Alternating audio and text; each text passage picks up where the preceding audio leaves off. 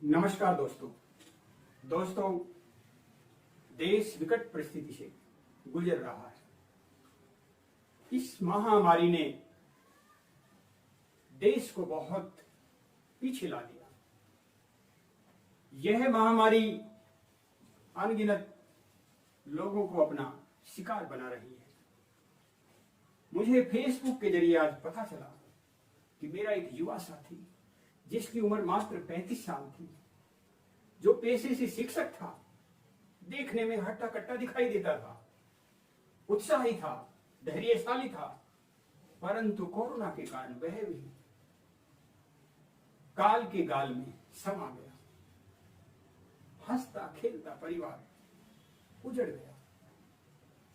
3 दिन पहले ही मुझे पता चला, रिश्तेदारी में पति पत्नी जवान बेटा तीनों 10 ही दिन के अंदर कोरोना पॉजिटिव होकर मौत के मुंह में चले गए। गंगा में बहती हुई लाशों को आपने देखा होगा, प्रयाग में गंगा की रेत में दबी लाशों को आपने देखा होगा। हर रोज शमशानों की स्थितियां आप देख रहे हो। हमें संकट से बाहर आना है, हमें खुद को बचाना है, अपनों को बचाना है, हिम्मत को बचाए रखना है, धैर्य रखने की जरूरत है। अगर हमने धैर्य नहीं रखा तो यह संकट और भी गहरा हो जाएगा। हमने यह भी देखा कि राजनीति हमारे देश में इतनी हावी हो गई हर चीज में, लेकिन अच्छे काम के लिए राजनीति नहीं होती। देश की सारी सरकारों की पोल पट्टी खुल चुकी है। स्वास्थ्य सेवाओं की तरफ उन्होंने कितना ध्यान दिया ये दिखाई दे रहा है। अगर समय रहते स्वास्थ्य सेवाओं की तरफ ध्यान दिया होता तो आज स्थिति इतनी विकराल न होती। परंतु दोस्तों, संकट की घड़ी में धैर्य ही एक दवा है। अफवाहों से बचें। इस वक्त अफवाहों का बाजार भी बहुत गर्म है। झूठी सच्ची खबरें दिखाई जाती हैं और उन खबरों के कारण हमारे अंदर डर इतना हावी हो जाता है, डर से हम तनावग्रस्त हो रहे हैं। देश का भविष्य दांव पर है। अब ये हमारे ऊपर है कि इस संकट से हम कैसे बाहर निकलते हैं। दोस्तों, जितना भी हो सके घर पर रहें, भीड़ भाड़ से बचें। बाहर जाना भी पड़े तो बिना मास्क लगाए न जाएं।